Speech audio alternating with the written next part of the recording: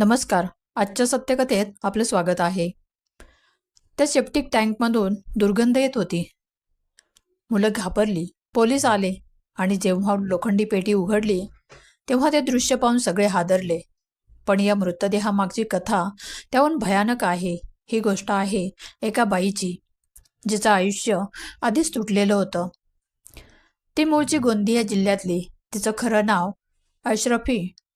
पण आयुष्यात पुढे जाताना तिनं स्वतःला शिया म्हणून ओळख द्यायला सुरुवात केली होती. नाव बदलणं ही केवळ ओळखीची गोष्ट नव्हती. तो तिचा स्वतःपासून, तिच्या भूतकाळापासून थोडा तरी दूर जाण्याचा प्रयत्न होता.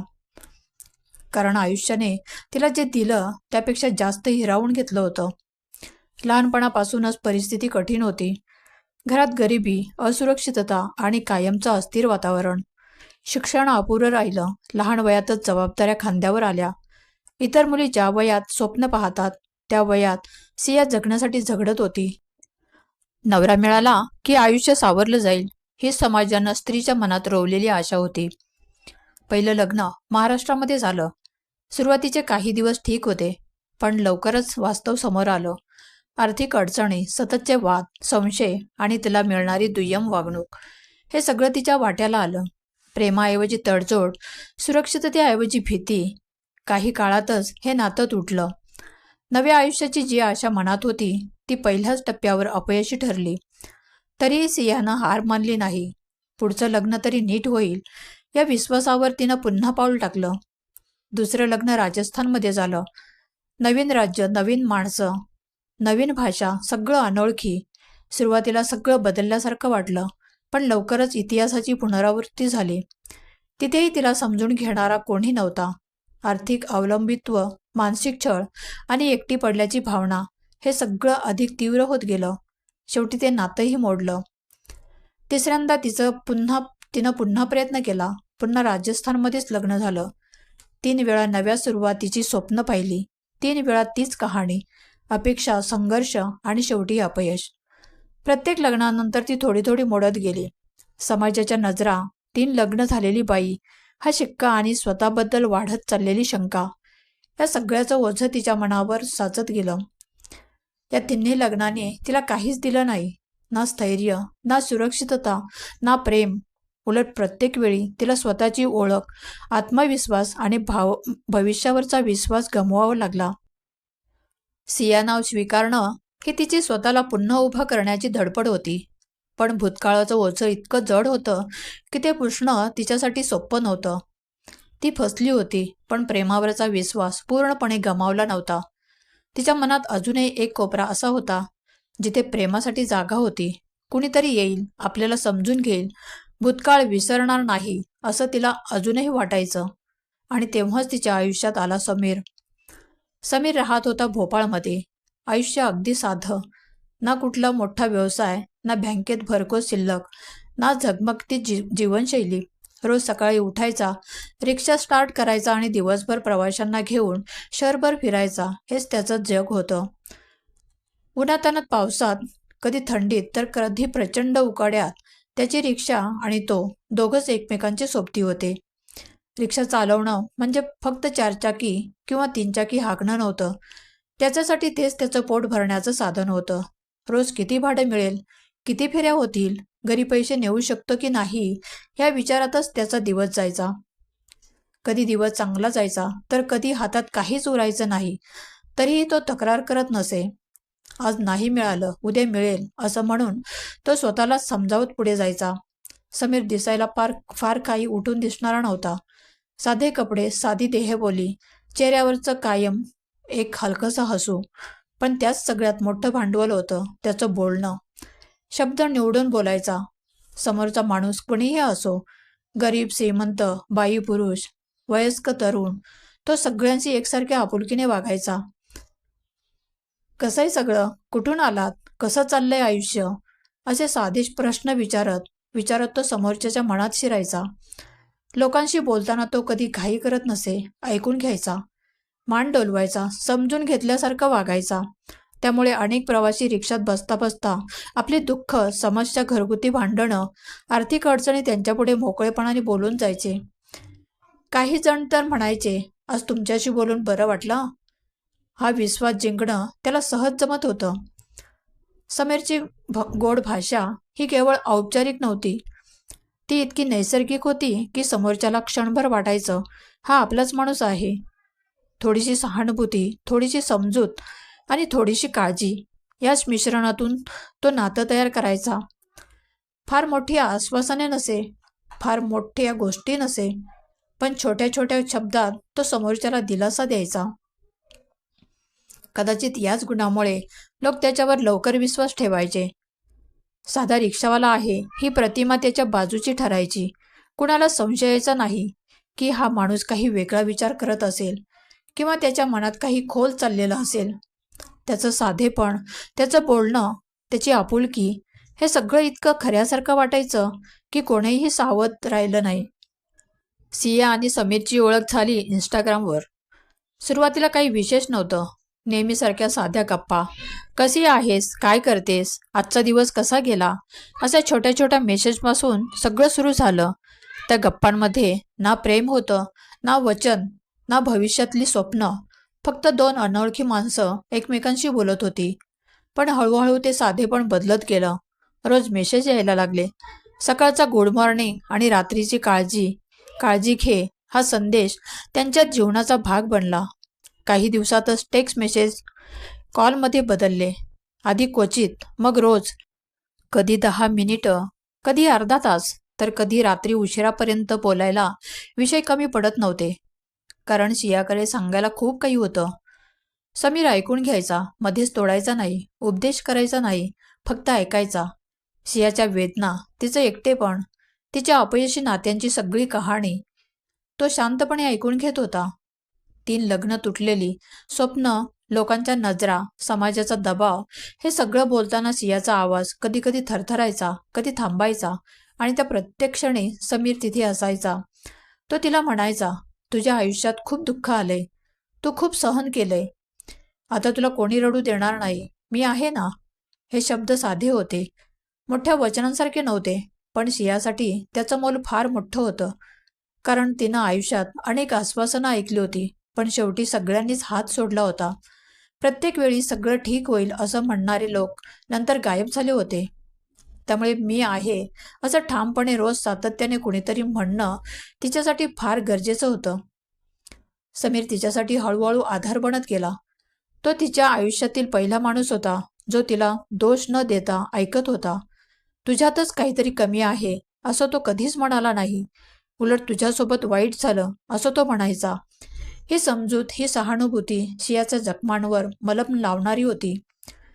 रात्री झोपण्याआधी त्याचा आवाज ऐकल्याशिवाय तिला झोप लागत नव्हती. दिवस रात्र काही वाईट घडलं तरी आज रात्री समीरला सांगू असं तिला वाटायचं. तिच्या आयुष्यात इतक्या वेळा फसवणूक झाल्यानंतरही तिला अजूनही कुणावरती विश्वास ठेवायची इच्छा होती. आणि समीर तो विश्वास हळूहळू जिंकत होता, शब्दांनी, शांतपणे आणि त्या एका वाक्याने, मी आहे ना. ते वाक्य तिच्यासाठी आशेचं होतं. पण हाच विश्वास पुढे जाऊन सगळ्यात मोठं शस्त्र ठरणार आहे हे त्यावेळी सियालाही कळलेलं नव्हतं. समीरने सियासमोर एक नाही तर अनेक मोठी सत्य लपवली होती. तो ज्या पद्धतीने स्वतःला तिच्यासमोर सादर करत होता त्यात तो एकटा होता, त्रासलेला होता, आयुष्यात फसलेला होता असं चित्र तो मुद्दाम उभं करत होता. पण प्रत्यक्षात वास्तव वेगळंच होतं. समीर विवाहित होता, एवढंच नाही तर 2 मुलांचा बाप सुद्धा होता. त्याचं घर होतं, कुटुंब होतं, जबाबदाऱ्या होत्या, पण त्या सगळ्याचा उल्लेख त्याने सियासमोर कधीच केला नाही. सुरुवातीच्या गप्पांमध्ये तर नाहीच, पण नातं खोल गेल्यानंतरही नाही. ज्या क्षणी सियाने आपलं संपूर्ण आयुष्य उघड करून त्याच्यासमोर ठेवलं त्या क्षणीही समीरने सत्य सांगण्याचं धाडस केलं नाही. उलट तो स्वतःला एक पीडित माणूस म्हणून दाखवत राहिला. तो सियाला सांगायचा, माझं लग्न फक्त नावापुरतं आहे, बायको समजून घेत नाही, मी आतून एकटा आहे, माझं कोणी नाही. हे सगळं ऐकून सियाला त्याच्याबद्दल सहानुभूती वाटायची. तिला वाटायचं आपण दोघंही आयुष्याने मारलेले आहोत, दोघांच्याही वाट्याला दुःख आले, त्यामुळे कदाचित एकमेकांना समजून घेणं सोपं जाईल. समीरने मुद्दाम अशी प्रतिमा तयार केली होती ज्यात तो खोटं बोलत आहे हे सहज कळणारच नाही. तो कधीच असं तिला म्हणाला नाही की तो अजूनही बायकोसोबत राहतो. कधीच असं सांगितलं नाही की त्याची मुलं आहेत. कधीच असं कबूल केलं नाही की तो 2 आयुष्य एकाच वेळी जगतोय. सियासाठी हे सगळं फार मोठं सत्य होतं. कारण तिच्या आधीच्या आयुष्यात ती वारंवार फसली होती. तिला वाटत होतं यावेळी तरी कोणीतरी प्रामाणिक भेटेल. पण प्रत्यक्षात समीर तिच्या आयुष्यात एक नवा भ्रम उभा करत होता, प्रेमाच्या नावाखाली. तो जितका जास्त मी त्रासलेला आहे असं दाखवत होता, तितका सियाचा त्याच्यावर विश्वास वाढत होता. तिला वाटायचं आपण दोघं मिळून नव्याने आयुष्य सुरू करू शकतो. तो तिच्यासाठी फक्त प्रियकर नव्हता, तर आधार बनत चालला होता. आणि याच आधारावर सियाने पुढे एक अतिशय मोठा निर्णय घेतला, जो तिच्या आयुष्याची दिशा कायमची बदलवणारा ठरला. समीरने लपवलेले सत्य पुढे जाऊन फक्त नातं तोडणारं नव्हतं, तर एका जीवाचं आयुष्य संपवणारच होतं. 3 महिन्यांपूर्वी सियाने पुन्हा एकदा धाडसी निर्णय घेतला. तिने कोणालाही फारसं न सांगता, कोणाशी फारशी चर्चा न करता ती महाराष्ट्रातून निघाली आणि थेट भोपाळला आली. भोपाळ तिच्यासाठी अनोळखी होतं. नवी भाषा, नवे रस्ते, नवी माणसं. पण तिला याची भीती नव्हती, कारण तिच्या डोळ्यासमोर एक स्वप्न होतं, नवं आयुष्य. तिला वाटत होतं इथे आल्यावर सगळं वेगळं असेल. भांडणं नाहीत, टोमणे नाहीत, संशय नाही, फक्त प्रेम, समजूत आणि थोडी शांतता. तिने तिचं आयुष्य जणू पिशवीत बांधून ठेवून दिलं. काय झालं होतं याचा विचार न करता पुढे काय होईल यावर तिने लक्ष केंद्रित केलं. तिच्यासाठी हा पलायन नव्हतं, तर आशेचा शेवटचा प्रयत्न होता. आयुष्याने वारंवार फसवल्यानंतरही तिने अजूनही हार मानली नव्हती. भोपाळला पोचल्यावर सुरुवातीचे काही दिवस तिला खूप वेगळं वाटलं. समीर सोबत आहे, आपण एकत्र आहे, या भावनेतून रमून गेली. तिला वाटलं आता मागे वळून पाहायचं नाही. यावेळी तरी आयुष्य बदलेल, यावेळी तरी आपल्याला स्थिरता मिळेल. पण सियाला हे माहिती नव्हतं की ज्या शहरात ती आशेने आली होती, त्याच शहरात तिच्या आयुष्याचा सगळ्यात अंधारलेला अध्याय लिहिला जाणार आहे. ज्या घरात ती आली ते घर तिचं नव्हतंच. समीरची बायको आणि त्याची 2 मुलं त्याच घरात होती. ही गोष्ट जेव्हा सियाला कळली तेव्हा तिचं मन पूर्णपणे कोसळलं. 3 लग्न, 3 वेळा तुटलेला विश्वास आणि आता 4थ्यांदा.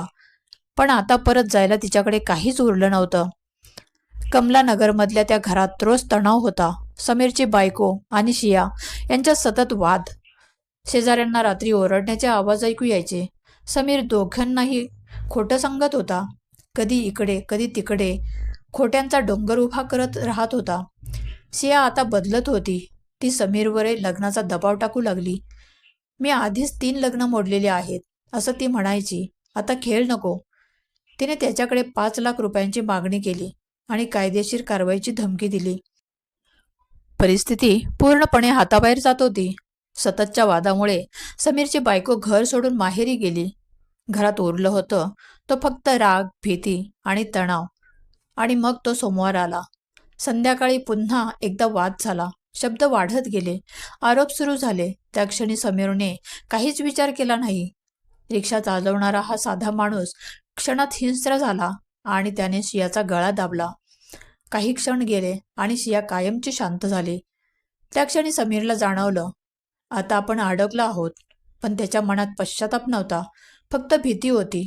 पोलिसांची, तुरुंगाची, बदनामीची. त्याने लगेच आपल्या आईला, भावाला आणि बहिणीला बोलावलं. सगळ्यांनी मिळून थंड डोक्याने एक निर्णय घेतला.